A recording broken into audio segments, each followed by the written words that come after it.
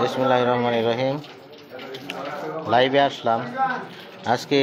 সবার comment reply দেওয়ার চেষ্টা করব। আজকে লাইভটা হবে শুধু রিপ্লাই কমেন্টের লাইভ। অনেকে অনেক রকম মন্তব্য করতেই পারে স্বাভাবিকভাবে, এটা আপনাদের মত প্রদানের স্বাধীনতা আছে। স্বাধীন দেশ, স্বাধীন রাষ্ট্র, সবারই মত প্রকাশের স্বাধীনতা আছে, স্বাভাবিক। লাইভে দেখতে পাচ্ছি আমার বড় ভাই, শ্রদ্ধেয় বড় ভাই, পরম শ্রদ্ধার পাত্র আলী আজম রুবেল ভাইকে, উনি লাইভে এসেছেন, ওনাকে স্বাগতম। আজকে লাইভটা হবে রিপ্লাই কমেন্ট রিপ্লাই। আপনাদের কমেন্ট রিপ্লাই দেওয়া হয় না সাধারণত, কথা বলতে গেলে কমেন্টগুলো রিপ্লাই দেওয়া হয় না। আজকে লাইভে আছেন আলী আজম রুবেল ভাই। রুবেল ভাই কেমন আছেন? ইনশাল্লাহ জানাবেন। মুনতাসির মামুন, এমন আর পাইনি তোমার মতো। না, পাবেন কেন? হিমেল আমার ভাই, বন্ধু, কেমন আছেন ভাই? আলহামদুলিল্লাহ হিমেল ভাই ভালো আছি, আপনি কেমন আছেন জানাবেন। তারপরে শরীফ রাসেল ভাই সালাম নিয়েন। হ্যাঁ, ওয়ালাইকুম আসসালাম, আপনি কেমন আছেন ইনশাল্লাহ জানাবেন। সুমন কিং আমার স্টুডেন্ট, ধন্যবাদ সুমন কিং। আরেকজন বলছে স্যার কেমন আছেন? ইব্রাহিম খলিল আমার ছোট ভাই, আমার কলিগ, আমাকে যিনি সাপোর্ট করেন, আমার কলিগ আব্দুল লতিফ স্যার, উনি লাইনে আছেন।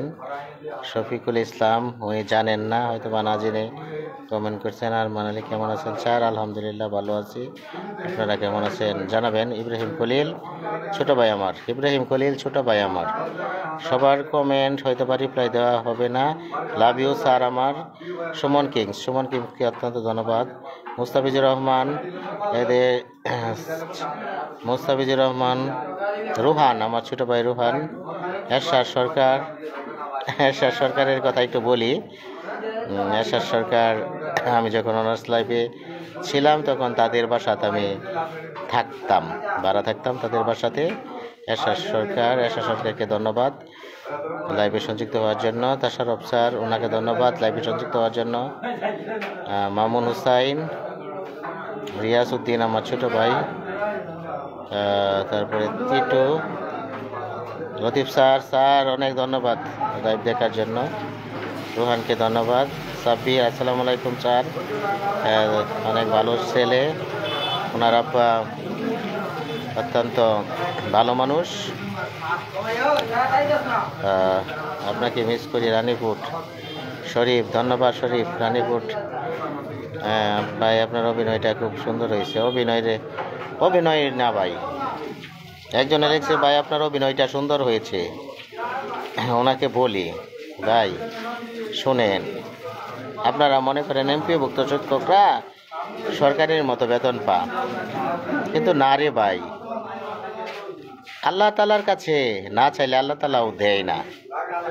হ্যাঁ, মানুষ তো অনেক পরে, আল্লাহ তালার কাছে চাইতে হয়, চাইলে উনি দোয়া কবুল করে। তাহলে আর আমরা তো সাধারণ মানুষের কাছে যখন আমি দাবি তুলেই না ধরবো, তখন ওনারা কেমনে কবুল করবেন? আর আমাদের যুক্তিটা ছিল সত্য। আমরা তো ভাই 45% চাই নাই, সবাই তো 45% পাচ্ছি, আমরা চেয়েছি মাত্র 20%। আমাদেরকে 7.5% দিছে, তাতে আমরা খুশি। কারণ কি, আমাদের তো শুরু করলো কেউ শুরু করলো। আশরাফুল সেরা অভিনয় ভাই। যদিও আমার অভিনয়ের জন্য 6.5 লক্ষ শিক্ষক কর্মচারীর উপকার হয়ে থাকে এবং 1 কোটি মানুষের কোনো না কোনোভাবে উপকার হয়ে থাকে, তাহলে আমি ধন্য। আরেকজন লিখছে আপনি এখন কি খান?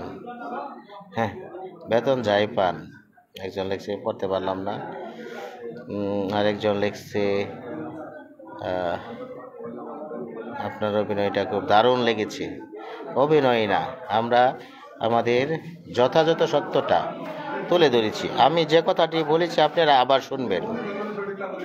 Sir, accept my friend request. Sabbir Ahmed, হ্যাঁ সাব্বির, আমি তোমার ফ্রেন্ড অ্যাকসেপ্ট করব, কারণ আমার তো 5,000 ফ্রেন্ড পূর্ণ, হয়তো বা কাউকে ডিলেট করে তোমারটা আমি অ্যাকসেপ্ট করবো ইনশাল্লাহ। তারপরে শাহিন আহমেদ, কেমন আছেন ভাই? হ্যাঁ, কেমন আছেন ভাই? আলহামদুলিল্লাহ। শাহিন ছোট ভাই, ভালো আছি। রনি গুলন্তাস, উনি এনায়েত উল্লাহ, উনি আমার মনে হয় কাজের একজন। রিফাত হাসান, ওয়াহাব ভাই, আপনার দেশের বাড়ি জানতে পারি? আমার দেশের বাড়ি ময়মনসিংহ জেলার গফরগাঁও উপজেলায়। আমি থাকি সিলেটের জাফলংয়ে। জাহিদুল ইসলাম আমার ছোট ভাই, সালাম নেবেন। মনির হোসেন আপনার, হ্যাঁ ফাহিম হয়তো বা জানে না যে আমরা কি, আমাদের কি দাবিটা সরকারের কাছে তুলে ধরতে চেয়েছিলাম। 3টা দাবি ছিল, একটা দাবি আংশিক পূর্ণ হয়েছে, তারপরেও যেহেতু ওনারা নির্বাচিত সরকার না, এজন্য আমরা বাকি 2টা আমরা পরবর্তী যে সরকার আসবে তার সাথে তাকে তুলে ধরবো। আপনি কিসের টিচার? আমি যে গণিতের টিচার, কিন্তু আমি প্রাইভেট পড়াই না। আমি একটা জিনিসে নীতিতে অটল। হয়তোবা অনেক ঋণগ্রস্ত মানুষ, ঋণ দিতে পারি না, কিন্তু আমি প্রাইভেট পড়াই না। আমি যে ছেলে মেয়েদেরকে পড়াই ওদের কাছ থেকে টাকা নেই না।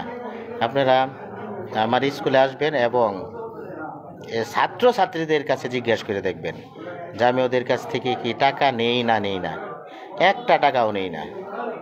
কারণ হ্যাঁ, সুব্রত সিং, রাসেল ভাই কেমন আছেন? সুব্রত সিং, তোমাকে ধন্যবাদ। শিক্ষক, কান্দিপাড়া আশফাক আলী উচ্চ বিদ্যালয়। রশিদ আহমেদ আমার কলিগ, ধন্যবাদ রশিদ ভাইকে। শেখ সুমন, হ্যাঁ আমার অত্যন্ত কাছের একজন, শেখ সুমন কাছের একজন মানুষ। কবে আসবেন? না, আমি আসবো, তুমি আসো সুব্রত সিং। সামনে তো পরীক্ষা, বার্ষিক পরীক্ষার সামনে, ইনশাল্লাহ তুমি আসবা, দেখা হবে। আবু নাইম রানা, হ্যাঁ শিক্ষক নাইম রানা, খুব ভালো ছেলে এবং শিক্ষক, এমপিওভুক্ত শিক্ষক নাইম রানার। কিশোরগঞ্জ, আমাদের গফরগাঁও বাড়ি কিশোরগঞ্জ। তার পোস্টিং, সে ওই 10 দিন আন্দোলন, যে 10 দিন ছিল, প্রত্যেক দিনই সে কিশোরগঞ্জ থেকে ওইখানে শহীদ মিনারে গিয়েছে, আমি তাকে দেখেছি।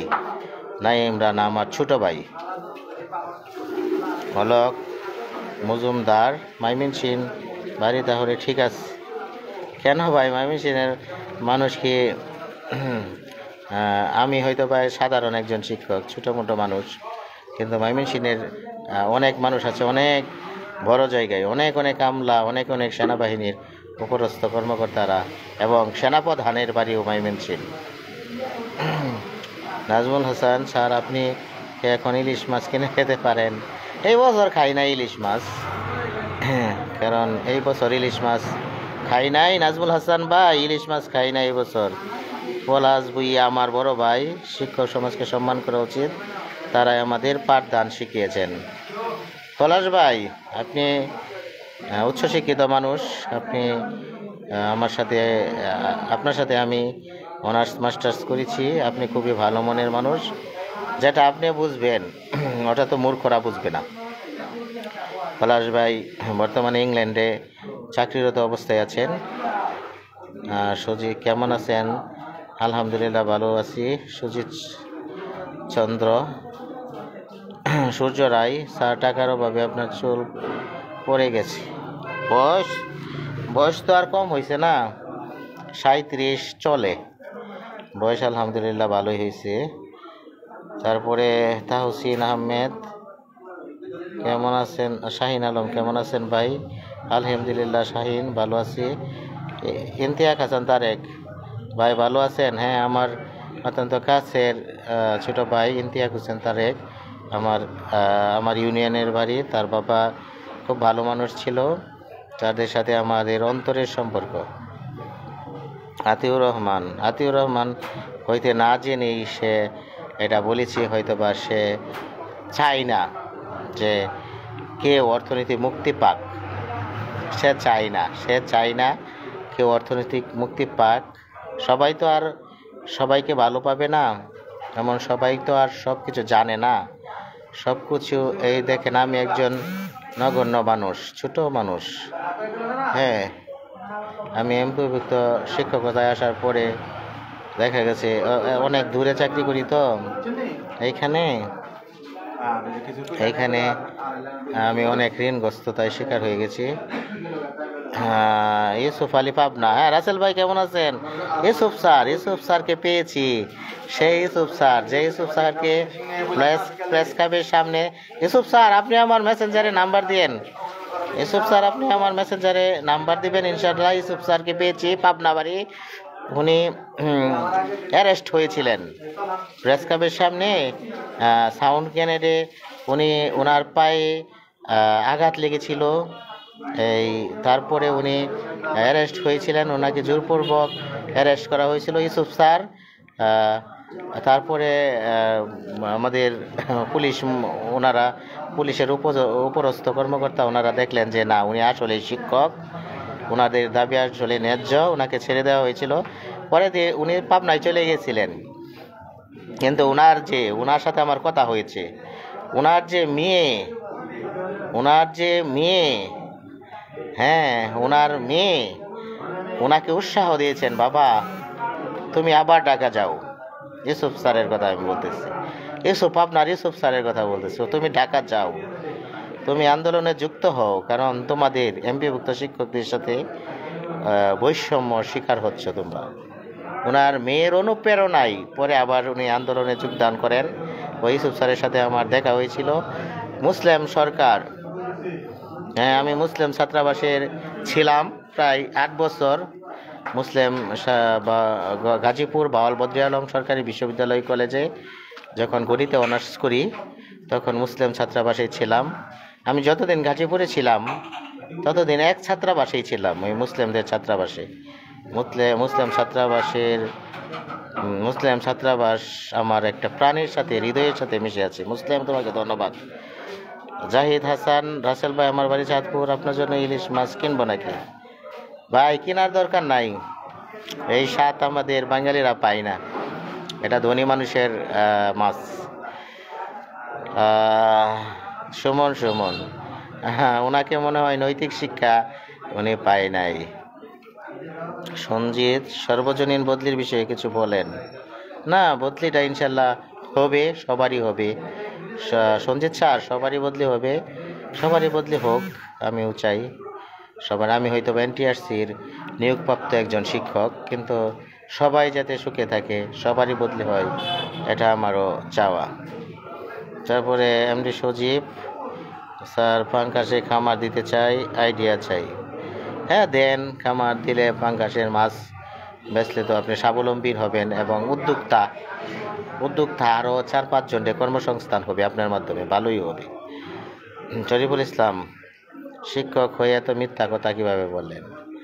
ভাই, আমি যেটুকু বলছি, আমাকে যারা চিনে, আমি যেটুকু বলছি, আমি একটুকু বেশি বলি নাই। ওই যে প্রাইমারি স্কুলের শিক্ষিকা বলছে, ওনার কিন্তু আসলে বাস্তবে 3 তলা বাড়ি আছে, কিংবা ওনার স্বামী একজন প্রধান শিক্ষক, কিন্তু আমার বাড়িতে সাংবাদিকরা গিয়ে দেখে আসলে আমার একটা ওই হাফ বিল্ডিং একটা ঘর, এটা আমার বাবা করে গেছিল।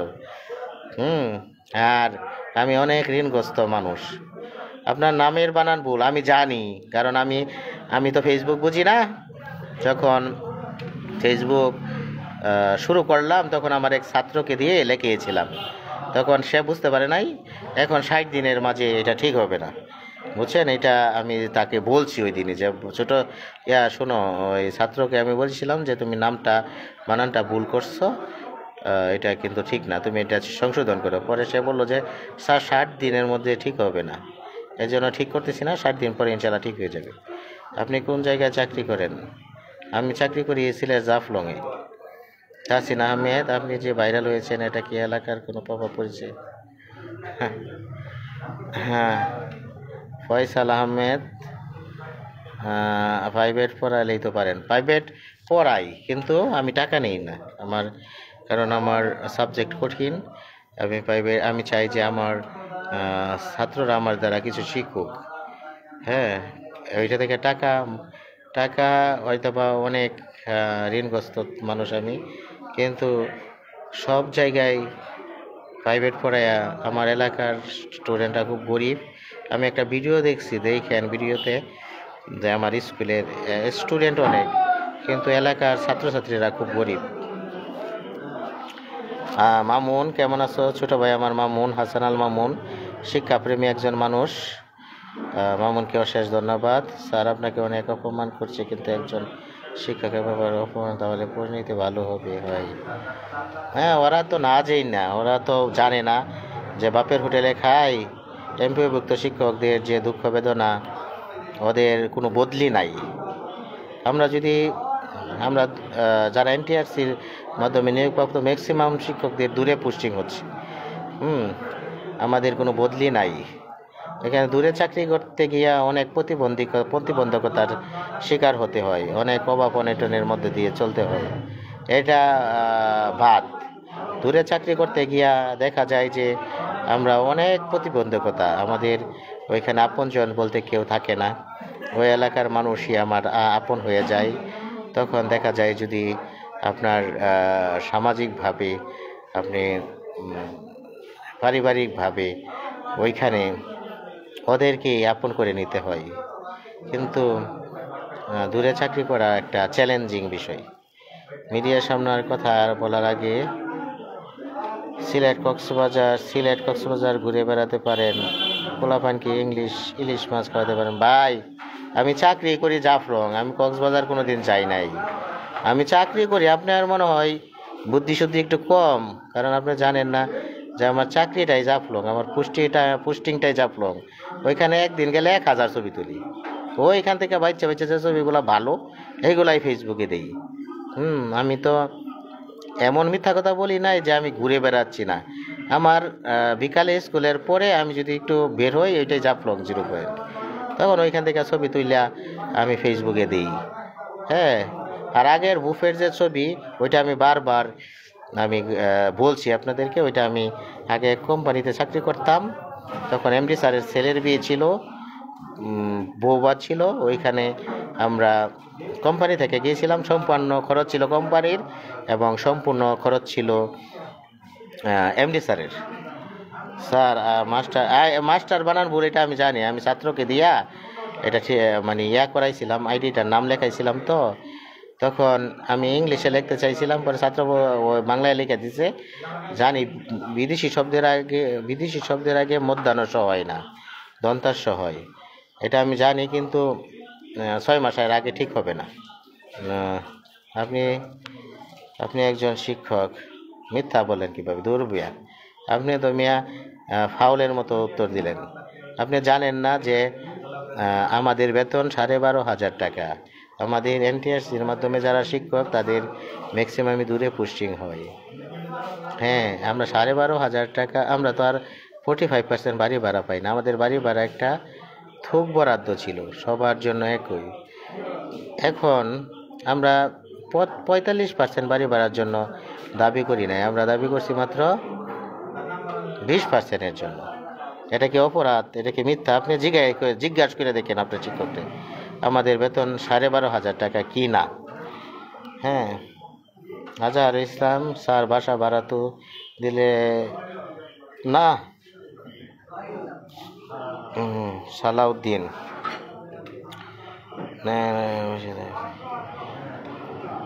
আপনি যে কমেন্ট করছেন, আপনি হয়তো বা এমন, নয়তো বা আরেকজনটা কমেন্ট করতেন না। যে যেমন, সে আরেকজনটা এমন কমেন্ট করবে। হ্যাঁ, কারণ যে ভালো সে ভালোই কমেন্ট করবে। আসসালামু আলাইকুম স্যার। হ্যাঁ, ওয়ালাইকুম আসসালাম, ভালো আছি, আপনি কেমন আছেন? আবুল কাশেম স্যার, সারা বাংলাদেশে। আচ্ছা, আবুল কাশেম ভাই, আপনাকে ধন্যবাদ। তাহসিন আহমেদ, উত্তর পাইনি। তাহসিন আহমেদ আমি দেখতে পাই নাই, হয়তো বা, সরি। রনি আহমেদ ভাই, আমার পকেটে 1 টাকা নেই। হ্যাঁ, সব সময় তো আর টাকা থাকে না। সবসময় আপনার পকেটে টাকা থাকবে না, হয়তো বা আপনার ধনী মানুষের সন্তান, আপনি টাকা থাকতে পারে, কিন্তু আমার বাবা একজন এমপিওভুক্ত শিক্ষক, গরিব মানুষের সন্তান আমি। মীর হুসাইন ফাহিম, মুশফিকুর, তারপর মুশফিক ভাই আপনাকে ধন্যবাদ। নিশি রাতের কাব্য, আপনি তো আপনার প্রোফাইলে ছবি দেন নাই। রাসেল আহমেদ খান আপনাকে ধন্যবাদ। গাজী সেলিম, 300 কিলোমিটার দূরে পোস্টিং। আমার তো 300 কিলোমিটার দূরে পোস্টিং দিলে বুঝতে, আমার বাড়ি থেকে আমার পোস্টিং 300 কিলোমিটার দূরে, আমার বাড়ি থেকে আমার পোস্টিং 300 কিলোমিটার, 301 কিলোমিটার দূরে। আমি ওই গুগলে ম্যাপে সার্চ দিয়ে দেখছি কত কিলোমিটার। সাত্তার কেমন আছেন স্যার? মুন্না ভালো আছো? ইনশাল্লাহ জানাবা কেমন আছো। মাতাব খান, হ্যাঁ, তারপরে মোহাম্মদ নাজনীন, খায়রুল ইসলাম, কেকা আসিন, তারপরে পায়েল, মিথ্যানা। আমরা এমপিওভুক্ত শিক্ষকরা আমাদের হাজারো বৈষম্যের শিকার, আমাদের বদলি নেই। আমাদের বিএড নামের যারা 12,500 টাকা বেতন পায়, তাদেরকে আরেকটা বিএড নামের কালো আইনকে সম্মুখীন হতে হয়। বিএড করতে হয়, প্রাইভেট কলেজ থেকে বিএড করলে ওইখানে 1 লাখ টাকা লাগে।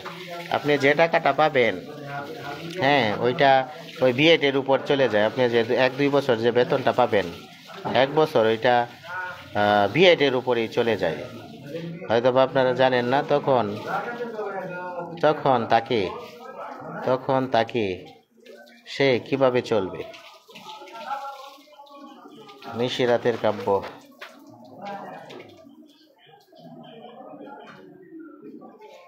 না ও তো ছাত্র মানুষ, ও জানে না যে।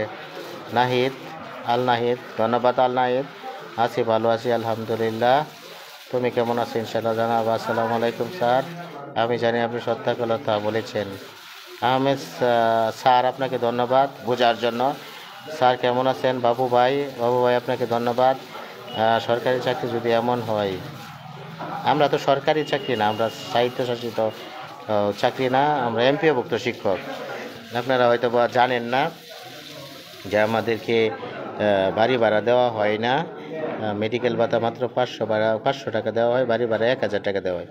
কিন্তু অন্য চাকরির জীবীরা বাড়ি ভাড়া 45% পায় মূল বেতনের, এবং চিকিৎসা ভাতা 1500 টাকা পা।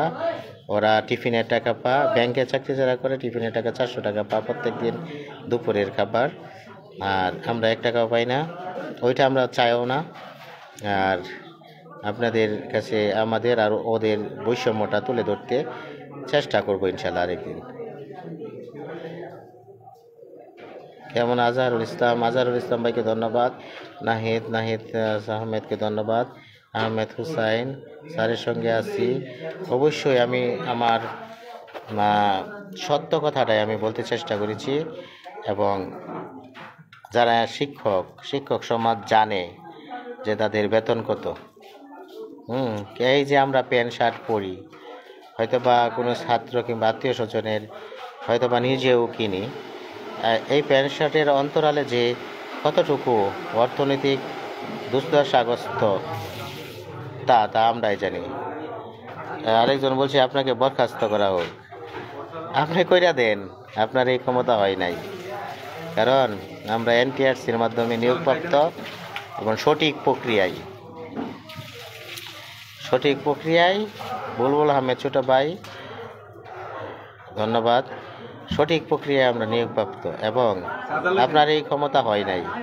এবং আমি যা বলছি তা তদন্ত করে দেখো কর্তৃপক্ষ, আমি ভুল বলেছি কিনা। ভুল বললে চাকরি ছেড়ে দিব। আমি যা বলেছি আপনারা যদি উপরস্থ যারা কর্মকর্তা যারা আছে তাদেরকে দিয়ে তদন্ত করাবেন, কিংবা আপনারা নিজেরা তদন্ত করাবেন। আমি যা বলেছি প্রথম থেকে এখন পর্যন্ত, যদি ভুল বলে থাকি তাহলে চাকরি ছেড়ে দেব, ভুল প্রমাণ করতে পারেন। আর যদি এর চেয়ে কম হয়, আমি যতটুকু বলছি এর চেয়ে যদি কম হয়, তাহলে ইনশাল্লাহ আপনারা আমার ঋণ পরিশোধ করে দিবেন। স্যারের কাছে যান ফাঙ্গাস না আরও অনেক কিছু। হ্যাঁ ছোট ভাই, ধন্যবাদ। আবুল হুসাইন, কেমন আছেন মাস্টার সাহেব? আপনি খুবই ট্যালেন্ট মানুষ। ধন্যবাদ আবুল ভাই। আবুল হুসাইন স্যার, আওয়ামী লীগের দালাল। কাজী হয়তো বা আপনি কোনো দালাল, আমরা দালাল থাকলে গোয়েন্দা সংস্থা বুঝতো, কিন্তু ওনারা দেখেছে যে না, আমাদের দাবিটা সত্য ছিল। আমি তো কোনো দিন কোনো দলের কথা আমি বলি নাই লাইভে আইসা কিংবা কোনো জায়গায়।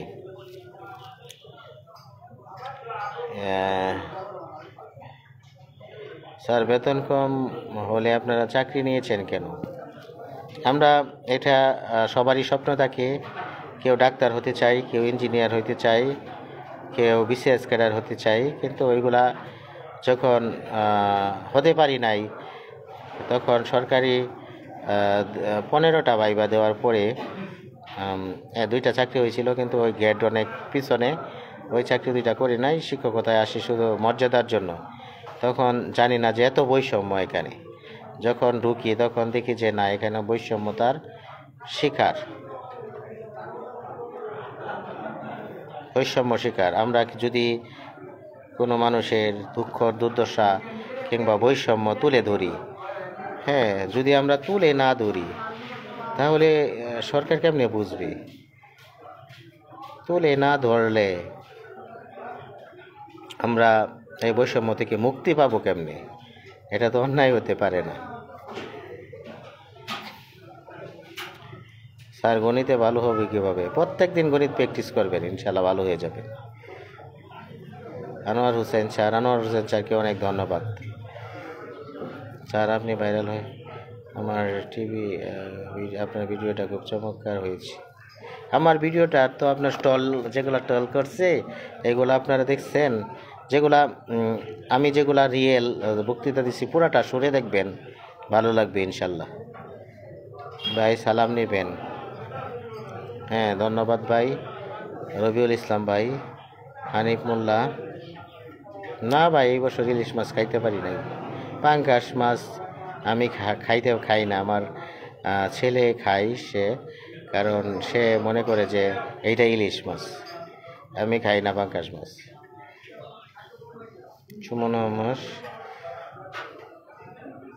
সুমন দাস বলছে সস্তা অভিনয় না ভাই, 6 লক্ষ শিক্ষক কর্মচারীর হৃদয়ের দাবি, 6 লক্ষ শিক্ষক কর্মচারীর অন্তরের বাসনা, এবং এর সাথে কোনো না কোনোভাবে 1 কোটি মানুষ জড়িত। এই বৃহৎ একটা জাতিগোষ্ঠীকে আপনি সারা জীবন বৈষম্য রাখবেন, এটা তো হতে পারে না। আর যারা আসসালামু আলাইকুম মিজানুর রহমান মাইয়া। ওয়ালাইকুম আসসালাম মিজানুর রহমান মাইয়া ভাই, ধন্যবাদ। মিজানুর রহমান মিজান স্যার, আপনাকে ইলিশ খাওয়াইতে চাই, ইনশাল্লাহ দাওয়াত দিবেন, আসবো ইনশাল্লাহ, মেসেঞ্জারে জানাবেন। হ্যাঁ শেখ হাসিনার শেখ হাসিনার আমলে আমরা দাবি আমরা ওই সময় কেন গেলাম না ভাই? এটা তো বৈষম্য বিরোধী একটা সরকার, যে সরকার সবার বৈষম্য ছিল, বৈষম্যগুলো পূরণ করবে, দাবিগুলো পূরণ করবে। এই জন্য আমরা বৈষম্য বিরোধী কোনো সরকারের কাছে এগুলো আমরা তুলে ধরতে চেয়েছি।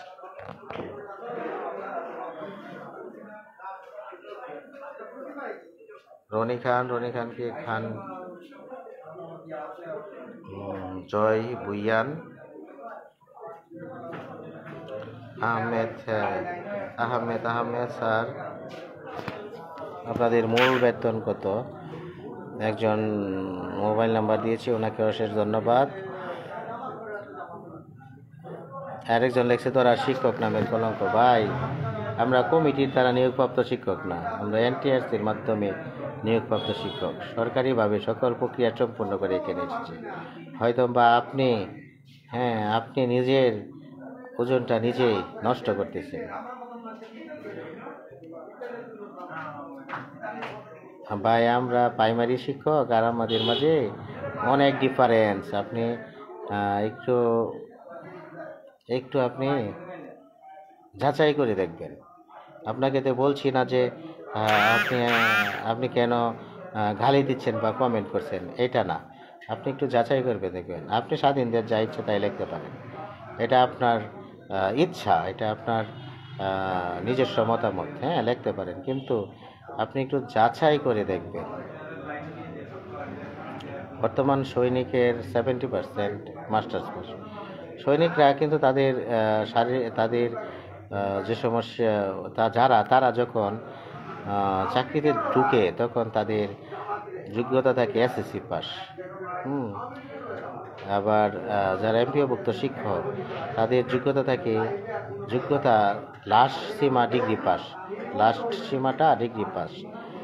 তাহলে যদি দুইটা আপনি, ওইটা হয়েছে 17তম গ্রেডের সৈনিকরা ঢুকে, আর শিক্ষকরা এমপিওভুক্ত শিক্ষকরা ঢুকে 11তম কিংবা 10ম গ্রেডে। কত ডিফারেন্স আপনি হয়তো বা জানেন না, কিন্তু ঢুকলেও ওরা বেতন বেশি পায়, কারণ ওদেরকে ওই যে 45% বাড়ি ভাড়া দেওয়া হয়। ওইটা আপনি বললেন না, তর্কে আসবেন না, কারণ ওদেরকে বাড়ি ভাড়া দেওয়া হয় 45%। হ্যাঁ, আবার অনেক ভাতা আছে ওদের, যে যা আমরা পাই না, আমরা শুধু, আর তারপরে আমাদের এখান থেকে 10% কেটে নেওয়া হয়। ভাই, মানুষকে আল্লাহ তালাকে আপনি সৃষ্টি করবে, উনি আল্লাহ তালাই ভালো জানেন। ওইটা আপনি যদি বলেন তাহলে হবে না। বলছেন মসজিদের ইমামদের 5,000 টাকা বেতন, হ্যাঁ এটার জন্য অবশ্যই মসজিদের ইমামদের জন্য, ইমাম মুয়াজ্জিন ওদের জন্য সরকারের কাছে অবশ্যই কথা বলা উচিত। আসেন আমরা মসজিদের ইমাম প্লাস মসজিদের মুয়াজ্জিন তাদের জন্য একদিন সরকারকে আমরা স্মারকলিপি এবং সকলকে নিয়ে একদিন আমরা আসেন সরকারকে আমরা এই দাবিটা তুলে ধরি যে সরকারি কোষাগার থেকে মসজিদের ইমাম এবং মুয়াজ্জিনদেরকে টাকা দেওয়া হোক। এটা আমরা তুলে ধরবো ইনশাল্লাহ।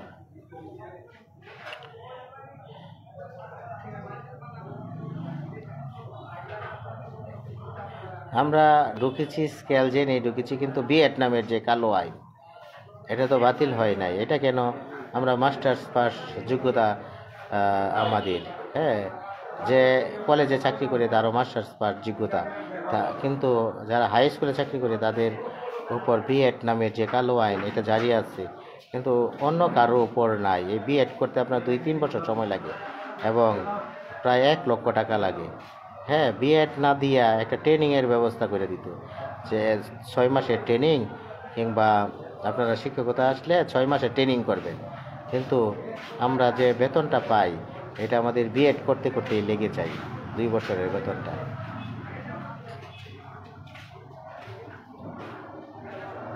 সজীব সরকার, উনি হয়তো বা তার মা বাবা কিংবা তার শিক্ষক ওনাকে সঠিক শিক্ষা দিতে পারে নাই, নৈতিক শিক্ষা দিতে পারে নাই। ওনাকে নৈতিক শিক্ষা দিতে পারে নাই। নৈতিক শিক্ষাটা খুবই জরুরি। হ্যাঁ, আর যারা নৈতিক শিক্ষা পাবে না, এরা হবে জারজ।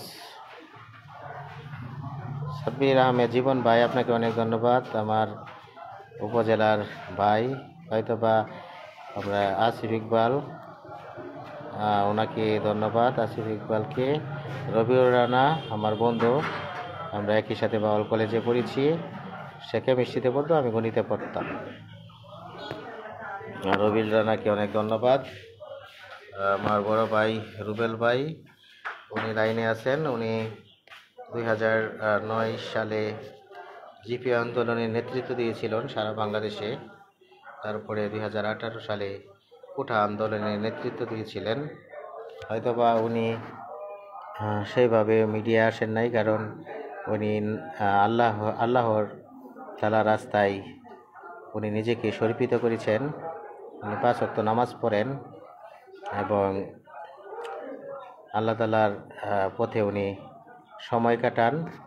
এজন্য হয়তোবা ওনাকে মিডিয়ায় সেভাবে দেখা যায় না, কিন্তু জিপি আন্দোলনের সময় এই রুবেল ভাইয়ের মাধ্যমে আমরা ডিপিআই আন্দোলনে অংশগ্রহণ করেছিলাম এবং 2018 সালে এই কুঠা আন্দোলনে রুবেল ভাইয়ের মাধ্যমে আমরা অংশগ্রহণ করেছিলাম। রুবেল ভাইকে অশেষ ধন্যবাদ। আর আমার বন্ধু আব্দুর রাজ্জাক একজন বিপ্লবী ছেলে, রাজ্জাককে অনেক ধন্যবাদ।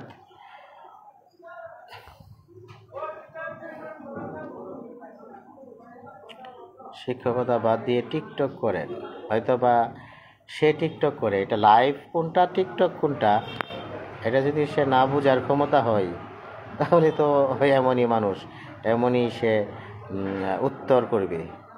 যারা না ভালো লাগে, আপনাদের মত প্রকাশের অধিকার আছে, অবশ্যই আপনারা বলতে পারেন, বলবেন, অসুবিধা নেই।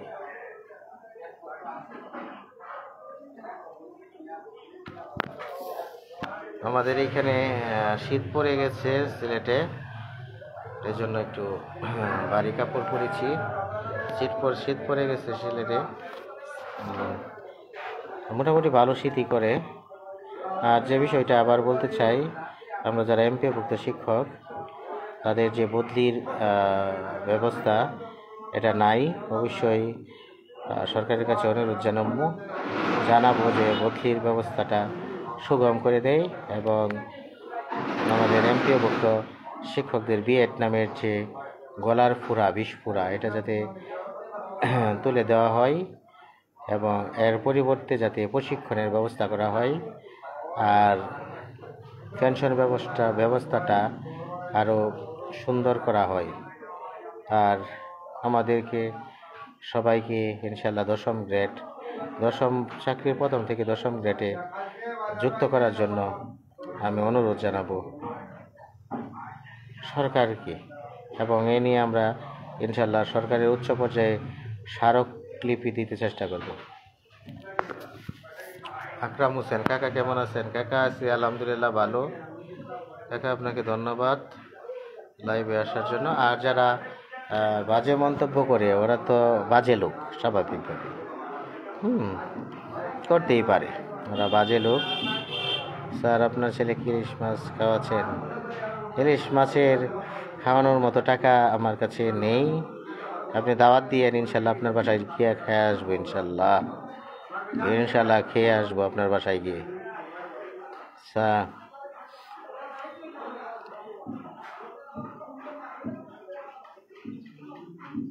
গোলাম মুক্তাদির মাহিন কি করছেন এখন? এটা প্রশ্ন হইলে এখন আপনাদের সাথে লাইভে কথা বলতেছি, হ্যাঁ এটা তো স্বাভাবিক, দেখতে আছেন, তাহলে এখন কি করছি? এটাই তো করতেছি। এটাও আবার নেটিজেনরা বলতে পারে যে আমি কত বড় বাসায় থাকতেছি, কিন্তু এটা একটা হোটেলে বসে বসে কথা বলতেছি আপনাদের সাথে লাইভে। ইনশাল্লাহ যে বিষয়টা প্রাইমারি স্কুলের শিক্ষক, এবং ওরা আমাদের থেকে 2 গ্রেড নিচে জয়েন করে, কিন্তু ওরা আমাদের থেকে অনেক বেশি টাকা পায়, কারণ ওদেরকে সকল ভাতা দেওয়া হয়, 45% বাড়ি ভাড়া এবং 1500 টাকা চিকিৎসা ভাতা এবং ছেলে মেয়েদের ভাতা, শিক্ষা ভাতা এবং টিফিন ভাতা, হ্যাঁ দেওয়া হয়, সম্পূর্ণ ভাতা দেওয়া হয়। কিন্তু আমরা যারা এমপিওভুক্ত শিক্ষক তাদেরকে এই সকল ভাতা দেওয়া হয় না।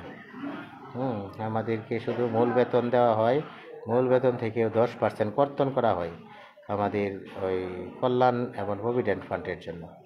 কিন্তু আমাদের পেনশন পন্থাটা এতটাই নাজুক যে আমাদের শিক্ষকরা মন্ত্রণালয়ে ধারে ধারে ঘুরতে ওনাদের পায়ের জুতা ছিঁড়ে যায়, তারপরে ওনারা মৃত্যুবরণ করে, কিন্তু পেনশন তুলে যেতে পারে না।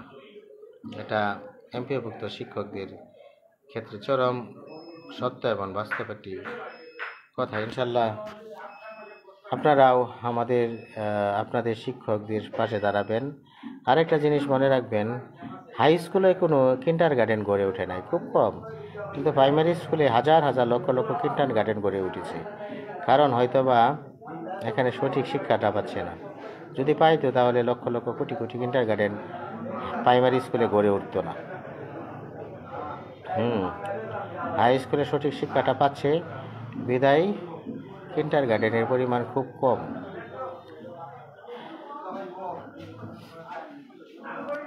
আর আপনাদের মাধ্যমে আপনাদের সবার আজকে কমেন্টের উত্তর দিতে চেয়েছিলাম। ইনশাল্লাহ যতটুকু পেরেছি উত্তর দিতে চেষ্টা করেছি।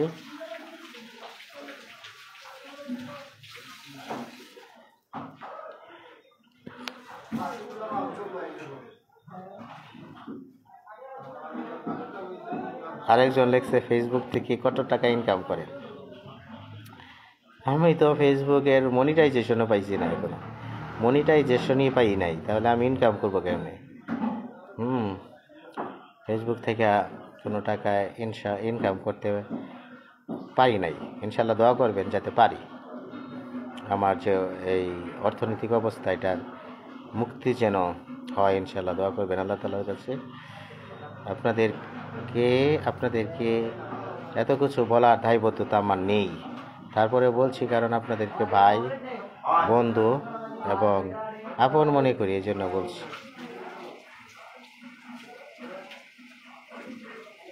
কিন্ডার গার্ডেন আর হাই স্কুলের মধ্যে তফাৎ বুঝে নাকি ভাই?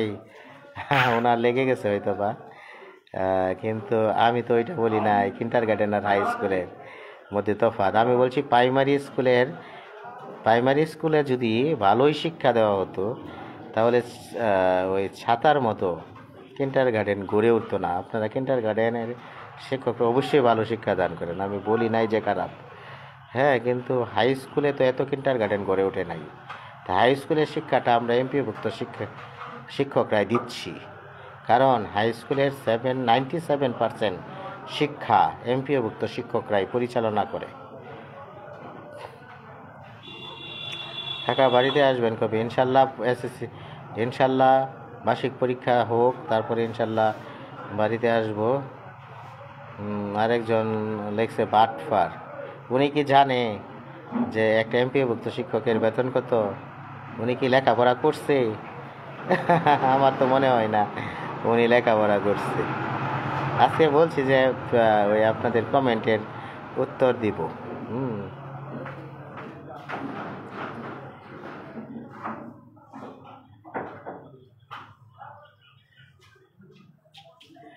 হয়তো বা নেটিজেন যারা আছে আমার মনে হয় ওনারা বাংলাদেশের জাতীয় খেলা কিন্তু হাডুডু। বাংলাদেশের জাতীয় খেলা হাডুডু। কেন খেলাটা করছে? একদিন আমি একজনকে বিজ্ঞ মানুষকে জিজ্ঞাসা করছিলাম যে স্যার, বাংলাদেশের জাতীয় খেলা হাডুডু কেন? এটা তো ফুটবল হইতে পারতো, কিংবা ক্রিকেট হইতে পারতো, কিংবা অন্য খেলা হইতে পারতো, হাডুডু কেন বাংলাদেশের জাতীয় খেলা? পরে উনি আমাকে বলছে, এই দেশের মানুষ যে উপরে চলে যাইতে চাইব তাকে 10 জনে পায়ে ধরে টান দিবে। ওরা তো নিজেরাও উপরে যাইতে পারবে না, অন্যজন যদি কেউ চেষ্টা করে তাকে পায়ে ধরে টানবে এবং ওনার সমপর্যায়ে নিয়ে আসতে চেষ্টা করবে। এজন্যই বাংলাদেশের জাতীয় খেলা হাডুডু করা হয়েছে। আশিকুর রহমান কাকা কাকি আছে না গেছে? ইনশাল্লাহ আল্লাহর রহমতে আমার আব্বু আম্মু আছে, দোয়া করবেন। গোলাম মুক্তাদির মাহিন প্রাইভেট পড়ান স্যার? না, আমি প্রতিজ্ঞা করেছি যে স্টুডেন্টদের কাছ থেকে টাকা নিব না। স্টুডেন্টে যদি পড়াই মাগনা পড়াবো, ওদের কাছ থেকে টাকা নিব না। আলী হোসেন ভাই, এমপিভুক্ত হাই স্কুলের বেতন কত?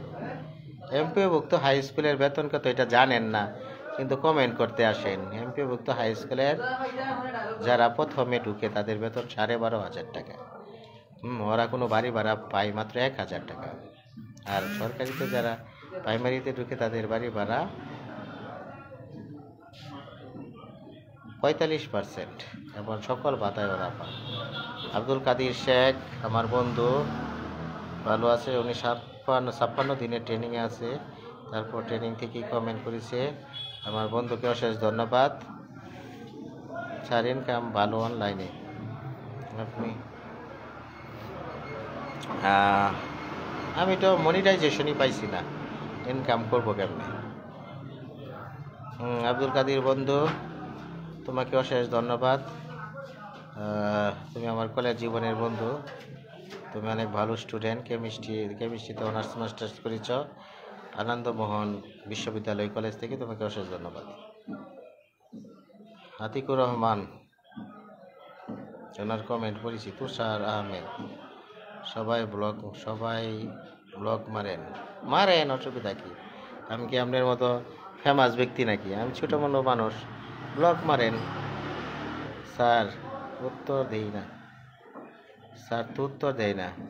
হয়তোবা সুজন আপনার কমেন্ট পড়ি নাই, এই জন্য উত্তর দেই নাই, করতে পারি নাই। আপনি শিক্ষকতা পেশায় বাদ দিয়ে RMP ডাক্তারের কোর্স নিয়ে এসে একটু ভালো বাজারে ফার্মেসি নিয়ে ডাক্তারি করেন, অনেক টাকা রোজগার করতে পারবেন। ছেলেকে স্কুল। হ্যাঁ, ইনশাল্লাহ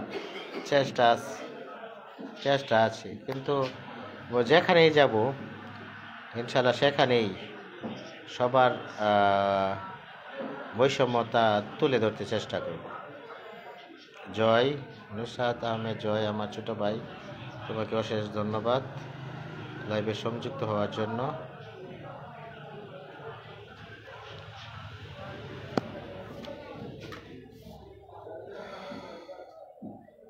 আজকে সিলেটে মোটামুটি ভালোই ঠান্ডা পড়ছে।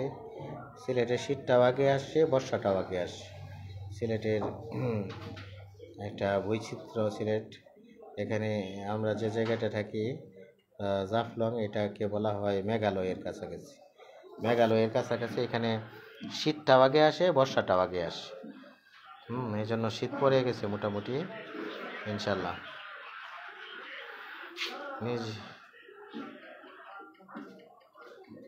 এই ভাই, গোল হয়েছে নাকি? নেপালে এক গোল করছে না, বাংলাদেশে 2টা। হ্যাঁ, এটা ভালো একটা খবর দেই। আমার এক ছোট ভাই, সে বাংলাদেশের ফুটবল খেলা দেখতেছে, আমিও দেখছিলাম। বলে লাইভটা করে আসি, কারণ আমি যখন দেখেছিলাম নেপাল 1-0 গোলে এগিয়ে গেছিল। এখন শুনতেছি যে বাংলাদেশ 2-1 এগিয়ে। ইনশাল্লাহ বাংলাদেশের জন্য শুভকামনা। ফুটবল খেলাটা বাংলাদেশের সবাই দেখবেন ইনশাল্লাহ। ফুটবল, ক্রিকেট সকল খেলায় আমি দেখি, খেলাভক্ত মানুষ একজন। এক সময় প্রচুর খেলাধুলা করতাম। স্যার পড়েন এমপিও বেতন দেখে চাকরিতে ঢুকেছেন কিনা? ভাই, এই যোগ্যতা তোমার হয় নাই, কারণ এখানে যোগ্যতা লাগে অনার্স পাস এমপিওভুক্ত শিক্ষক হইতে গেলে। এবং শুধু এই যোগ্যতা না, প্রিলিমিনারি পরীক্ষা উত্তীর্ণ হইতে হয়। তোমার 14 গোষ্ঠীর মধ্যে কেউ প্রিলিমিনারি পরীক্ষায় উত্তীর্ণ হবে না।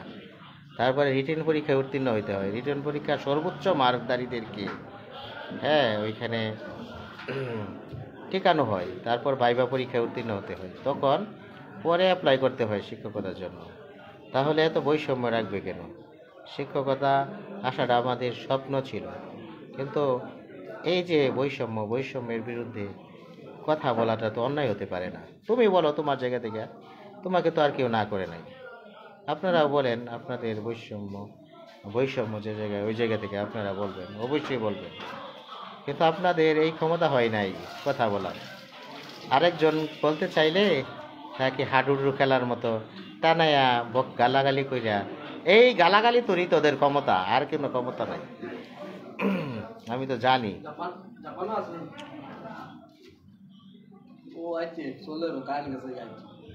আপনি কোন বিষয়ের শিক্ষক? আমি গণিতের শিক্ষক। ইলিশ খাওয়া দাওয়াত রইল মামা।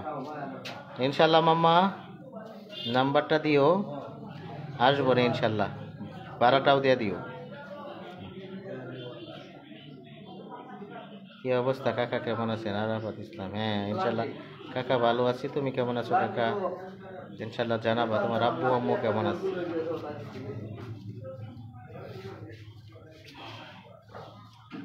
ইনশাল্লাহ বাংলাদেশ যেহেতু 2-1 গোলে এগিয়ে গেছে, বাংলাদেশ নেপালের বিরুদ্ধে আজকে ফুটবল খেলায় অংশগ্রহণ করেছে। 7টায় খেলা শুরু হয়েছে।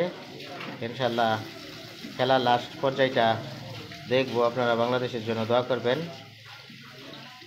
এবং খেলা দেখবেন সবাই। আমার আইডিতে খেলার লিঙ্কটা দেওয়া আছে। ইনশাল্লাহ সবাই আমার আইডিতে ঢুকে খেলাটা দেখবেন। সবাইকে অশেষ ধন্যবাদ। সবাই ভালো থাকবেন, দেখা হবে। সালাম আলাইকুম।